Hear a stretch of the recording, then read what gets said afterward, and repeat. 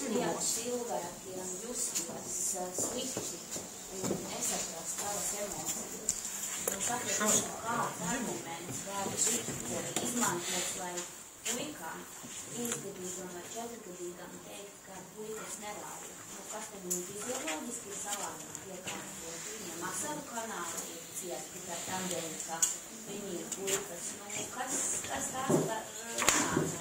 Tas nozīmē, ka šo stereotipu negatīvā ietekme uz katra individa emocionāli viennozīmīgi pastāvīgi sāk puikam apspiest emocijas, vai gluži otrādi sievietēm, iekš mazām meitenēm, emocionālas rīcības izmanto kā argumentus strīdu risināšanā. Vai atvainojies, bet arī teiciens mīls un atvērt tas taču ir joprojām Tagad izskatīt, jo pēc tam mums ir aizgājīgi jautājums. Jā, visam īsumā ministri abi vispār izlasījuši šo metodoloģiju. Jo daudz, es gribētu akcentēt to, ka tiešām Latvijā nav problēmas stereotīpiem. Bet es domāju, pats vārds diena, kad Rūta bija Rikards, veicina to, uz ko iet Skandināvija, tas ir geismu, lesbismu sludināšanu un veicināšanu, jo Zviedrijā... Piedošana neizplatiet uz tevi. Jā, es pateikšu līdz galam, kāpēc tas tā ir, jo nav dārziņos problēma. Man bērni gājuši 3 dārziņos, man ir draugs, kuram ir privātie dārziņi. Nav problēma puikām spēlēties ar lēlēm un otrādāk meitenēm ar mašīnām. Nav Latvijā, vismaz to, ko es saskāru, ir diezgan daudz dārziņu. Nav šīs problēmas, ko jūs apskatāt. Bet tad, kad jūs veicināt, ka vārdu nomaiņa, kas ir vispār cilvēka identitāte, un tāpēc, ka tagad spēlēs meiteņu spēles, mēs varam atļauties saukt viņu par Rihardu, tas ir pazemojoši, un tas ir veicinoši. Un kādā veidā mazai personībai jau tādas lietas stāstīt. Nākamā lieta, ar ko es nobeigšu, daudz man jautājumu. Es esmu no celtniecības, un frāze, jebkurš var darīt, jebkuru darbu, piedodiet atvainojumu. Vīrietis ir vīrietis un sieviete sieviete. Problēma nav, ka katrs mēs strādājam, bet tas, ka mēs nemācam vīriešiem cienīt sieviešu darbu. Tas, ka Viņķels ģimenē nerunā par to, ka trauku mazgāšana ir tikpat svarīga, kā vīrs dara kaut ko citu. Un ģimenē to neciena. Un audzināšana ir ģimenes vecāku mācu pienākums, nevis dārziņu pienākums ieaudzināt, ka tagad meitenē jāstiež 40 kg betonu bluķi un jāliek iekšā celtniecībā. Nu, atvainojiet. Diemžēl, lai kā jūs Skandināvi to gribētu, bet vīrietis ir tas viņam karājas un sievieti ir citādāk. Nu, nevaram mēs to izmainīt savādāk. Un to vajadzētu respektēt, ka jebkurš nevar darīt, jebkuru darbu. Es lūdzu, informāciju par pilsoniskām attīstību. Nē, tā ir lieta. Mēs uzspiedam šobrīd dārziņiem nodokļu maksātājiem skandināvu naudu. Es zinu, pats bija skandināvu, kas tur notiek ir, un atvainot, tā ir izvirzība. Ja dārziņā puika apģērba meiteņu drēbēs, tās atnāk uz dārziņu, un viņš nav informēts Zviedrijā, ka tā ir programma šobrīd. Un šitas iet uz to, ja nav par drēbēm, tad es pateikšu, es jums nolasīšu Janus, kas ir uzvilka Lūcijas dienā kleitu, un šeit rakstīts, kāpēc viņš nesaņēma uzslavas par to, ka viņš ir uzvilcis kleitu. Atvainojiet! Skandināvijā Lūcijas dienā, ja jūs neziniet skandināvu tradīcijas, tad nav jēgas lasīt šo grāmatu šādā veidā. Vīrieši staigā kleitā. Jā, puikas un meitenes staigā Lūcijas kleitās, Lūcijas dienā. Tad jūs darīt uz Skandināvu, jūs uz Latvijas, mums nav problēmas ar cilvēku cienīšanu.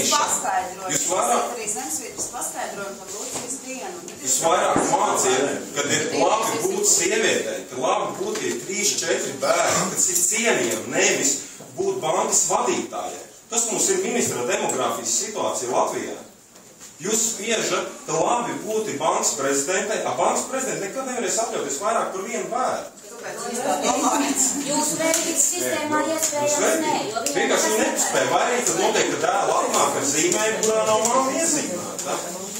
Mamma iezīmēta vienkārši zīmējumā, viņi nav divi. Jautājumi vēl ir. Tagad vēl jautājumi. Varētu 3 bērnu tēvs, kuram 3 bērni iet dārziņā. Man 3 bērni iet dārziņā, gribētu izteikties. Man 3 bērni iet dārziņā. Es gribētu izteikties. Jūs esat vienīgais, kam dārziņā. Es saprotu, nē, bet man 3 iet dārziņā. Es gribētu izteikties. Iedosiet man? Jā. Paldies. Es esmu atbraucis no Cēsu rajona Raizkumu pagasts. Es esmu diezgan Latvijā populārs mūziķis, piemēram, lai cilvēki zina, teiksim, dziesmas dzērnīt autors un tā. Es esmu 6 bērnu tēvs.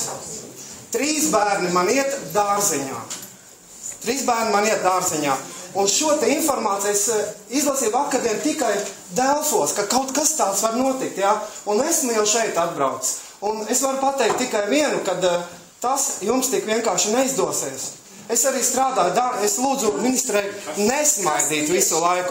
Neizdosies šī te grāmata uz mūsu dārziņu Ja viņi atnāks, mēs viņu aizvedīsim atpakaļ publiskā veidā. Un savāksim ļoti daudz bērnu dārza vadītājs, jo es arī strādāju tajā skolā kā pedagogs. Mēs šo grāmatu, lūdzu uzklausiet mani kā 6 bērnu tēvu. Šo grāmatu mēs centīsimies ar bērnu dārzu vadītājiem atvest publiskā veidā atpakaļ. Izdarīsim kaut kādu akciju, es nezinu kādu, bet šī tik bezkalnīgā veidā tātad bērnam, vai ne, jau sāk mācīt homoseksuālismu. Tas mani, es vienkārši nezinu, kāpēc, vai tiešām nav ko darīt. Piemēram, ja jūs esiet, drusciņi ilgāk iedodiet vārdu, tas cilvēks ilgāk runāja. Bet jūs acīm redzot, tātad ir iztērēti 6000 latu. Ja? Tas nozīmē, ka, piemēram, 3 bērnu dārzus varētu, 3 bērnu dārziem iedot, piemēram, Montessori ekipējumu visu. 3 bērnu dārziem. Tas būtu visi, kuri nodarbojas, teiksim, ar tām programmām, viņi jau būtu laimīgi. Tātad Siguldieši un tā tālāk, viņi to varētu jau saņemt. Un lūdzu, Viņķels kundze, nesmaidiet, jo ir jums nodota vēstule par jūsu atstādināšanu. Tagad es tikko izlasīju to arī jau masu informācijas līdzekli, zinu. Lūdzu, nesmaidiet. Un jūs mums netālat, jūs taču esat homoseksuālists, vai ne? Nē, jūs esiet vai neesiet, pasakiet. Nē, lūdzu, droši. Kā vispār? Jūs esat inkognito? Jums bērni ir? Kas jums ir? Nē, lūdzu atbildiet, kas šis ir par cilvēku? Protieties kalnu. Kas šis ir pats kā? Man interesē, kāpēc viņš tautas priekšā sēž. Homoseksuālists. Jūs esat vai neesiet homoseksuālists? Tātad šitas ir homoseksuālists sajiet. Un jūs, 2 ministri, elementāri viņus atbalstiet. Latvieši jūs esiet. Tas ir nožēl. Un vēl Ķīļakungs, jūs esat izgāzies ar to septembri 1. Vienkārši ar jums vairāk. Es esmu arī skolotājs, arī mūzikas skolas pedagogs, jā, ne tikai. Jūs esat izgāzies. Izgāzies. Un jūs esat līdzīgs. Jūs atkārtāt. Kramiņam līdzīgs esat. Jautājums mūsu Lietuvas kolēģi filmēja tādu pašu sižeti jūnija mēneši, tādu pašu grāmatu, Lietuvas valoda, reakcija bija tieši tāda pati. Jūs vispār vērtējat, kā varētu būt tāda reakcija uz tādu grāmatu, kādu citu valstu pieredzi vērtējat kaut kādā? Jā, protams, mēs vērtējam, es domāju, ka vispirms ir rūpīgi grāmatu jāizlas, nevis pēc grāmatas nosaukums priest virspusē un taisīt ažiotāži. Jūs devāt preses relīzi. Jūs esat devuši preses relīzi. Tā mēs to grāmatu izprotam pēc jūsu preses relīzes. Jūs tagad izplatīsiet to grāmatu, lai mēs viņu lasām? Nē, viņi nepareizi runā. Mums tagad visiem jālas tā grāmata. Homoseksuālistu izlaistā. Preses relīzē mēs sapratām tā. Cieniet runātāju, vai arī iet prom. Bet viņi manipulē mums. Kāpēc mums viņa jālasa? Jā, Lietuvā īstenībā bija līdzīga reakcija. Arī tieši dēļas, tā ir pilnīgi ažiotāžu celšana. Lietuvā darbojās tādas vēlēšanas. Viņam pat tur vēl, ka tas ir pēdējais. Kā viņam vēl? Jūs uzskatāt, ka šeit arī ir politika?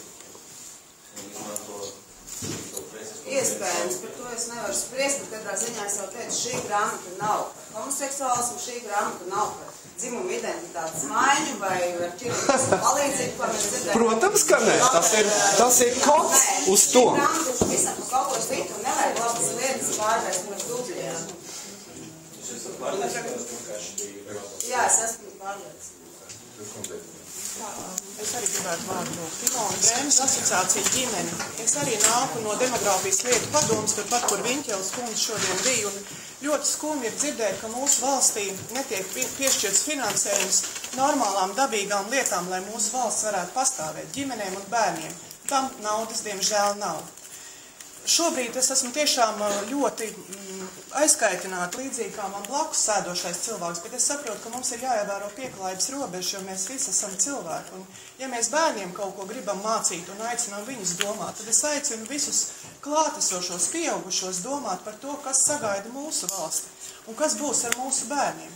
Un, lai gan šeit bija arī labas domas, kuras nevarētu neatbalstīt, par kurām, teiksim, runāja Ķīļa kungs un arī par ko runā grāmata, kad zēni uzvalk sarkanas biksītes, vai kad zēni spēlēs kopā ar meitenēm un ka viņiem dod rokā lēlis, protams, tas ir ļoti apsveicami un vajadzīgi. Un es domāju, šeit mūsu sabiedrībā, kā jau minēja, nav nekādas problēmas ar šo jautājumu, ka šie, teiksim, ir kaut kāda diskriminācija pēc dzimumiem. Bet mums jāskatās uz šo grāmatu savā dziļākajā būtībā, un es nevaru piekrist Gundigai Rupenheitas kundzei par to, ka šī grāmata ir tik nevainīga.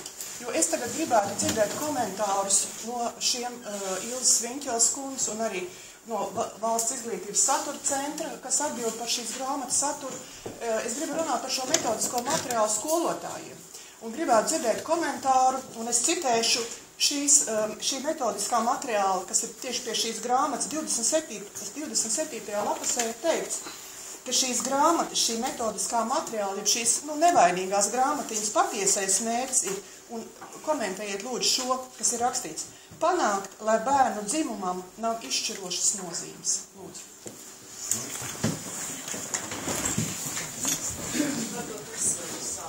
Jā, tas ir izrauts teikums no Es varētu vēl tālāk lasīt, es atvainojos, kad es pabeigšu vēl tālāk, ja? Es pabeigšu līdz tālāk. Ja konteksts, lai turpina. Ja mēs liekas, es pabeigšu tad līdz galam, ja jūs runājat, ka es izrāvu no konteksta, tad tur vēl tālāk bija teikts. Tātad es citēju, es tur nesaku saviem vārdiem. Panākt, lai bērnu dzimumam nav izšķirošas nozīmes, nav vienas patiesības par to, kādiem jābūt zēniem un kādām meitenēm. Šādu patiesību ir daudz, un tās ir mainīgas. Tieši tā, tas ir par sociālām normām. Dzimumam nav izšķiroša nozīme. Mērķis ir panākt, lai nav izšķiroša nozīme izvēloties profesiju, izvēloties studiju virzienu, vai darot darbus, vai ģimenes pienākumus sadalēt. Kā man ģimenes pienākumus sadalēt? Iedošana nepārtrauciet, jūs dabūsiet vārdu, pagaidiet, jā? Jā, Es esmu izlasījis. Bet lūdzu, iekļājības norma prasa, lai jūs tagad nomierinātu, citādi atstājiet tālāk, jā? Nav šeit runa par dzimumu neutralizāciju vai bērnu dzimumu maiņu, šeit ir runa par to, ka rotaļlietas ir dzimumu neitrāls, profesijām nav dzimuma. Un tā tālāk, nevis par bērniem, kuriem nav dzimuma, kā jūs te mēģiniet šobrīd apgalvot. Pilnīgākās muļķības, tas ir runa par sociālo dzimumu, nevis par fizioloģisko, bioloģisko. Es atvainojos.